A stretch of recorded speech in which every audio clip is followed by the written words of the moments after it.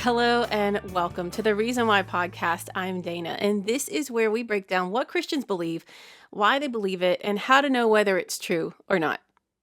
Today, we are continuing our chapter by chapter study of C.S. Lewis's Mere Christianity. We have begun book or part 3 that's all about Christian behavior. And this episode on chapter 4, we are talking about psychoanalysis and morality. Now, I want to start off with getting us on the same page of understanding today's topic, because this is one where things have changed since the original writing a bit. So I don't want the overall point to get lost or overshadowed by getting too into debating and discussing the difference in and developments of modern psychology. Just a quick history tour. The study of the mind has been around for millennia. But up until the late 1800s, it was always within the realm of philosophy. The first psychology laboratory was opened in 1879 in Germany. From there, the study was disentangled from philosophy and became a science with empirical experimental data. This move brought new thinkers into the field, and within about 20 years, Sigmund Freud broke away from his previous processes and began more clinical work and developing his theories of the mind. And this is the world in which Lewis is basing his thoughts and opinions on psychoanalysis. Some of what he calls psychoanalysis has developed into our modern practice of psychology. But please remember, I'm not an expert in anything really, except maybe my husband and children.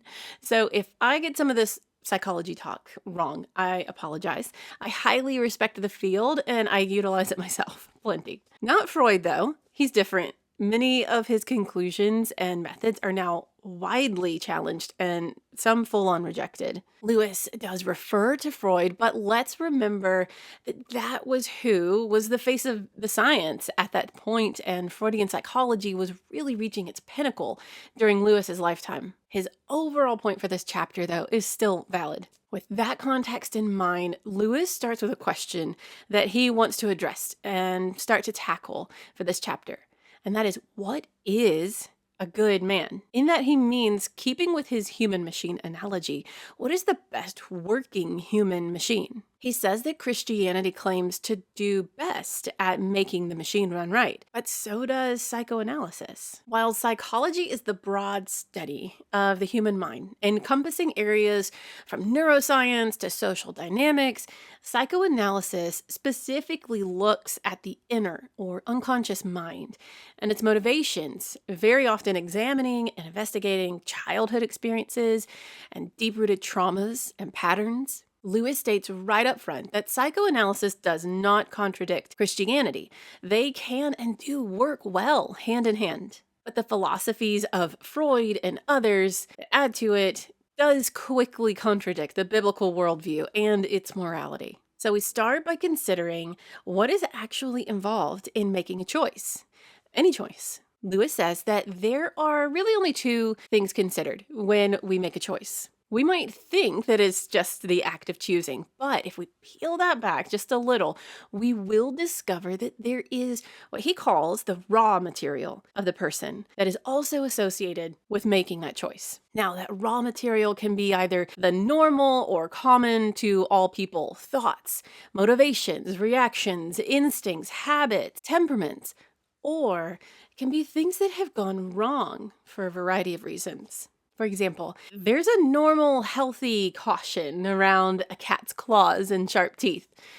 But if someone has panic attacks just seeing or thinking of a cat, then something's gone wrong. Both psychoanalysis and morality want to remove this abnormal fear. Where they differ, though, is where psychoanalysis wants to remove the fear and make the person brave, morality wants to go beyond simple bravery and make him selfless.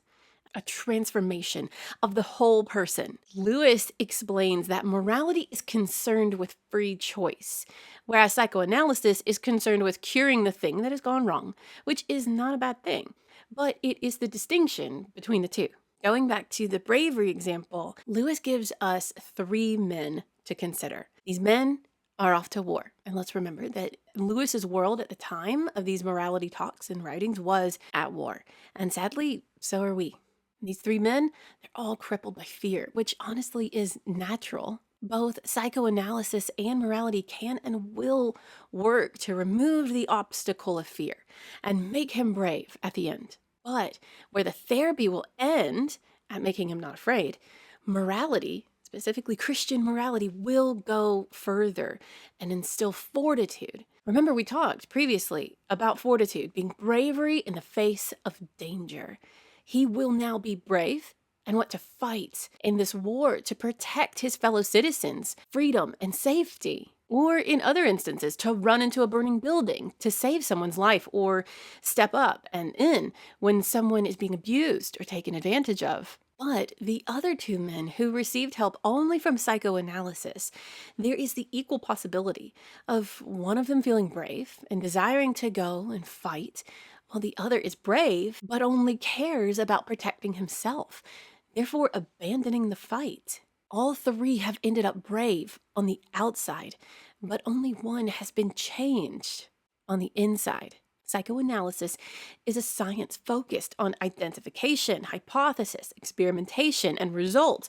Again, not a bad thing. Morality is part of a worldview based on living for and in connection with the all good and loving creator of the world, and that brings transformation. Here, Lewis makes a really good point about how some people make very poor choice of their better raw material.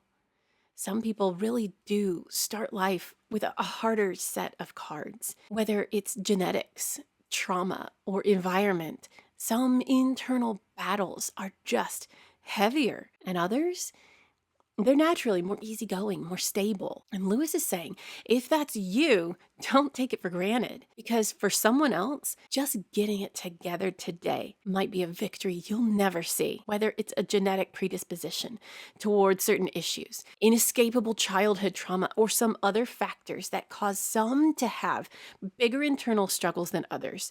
Don't forget, we live in an invaded world broken by evil. None of us is getting this life on easy mode. We all struggle, even if it looks different.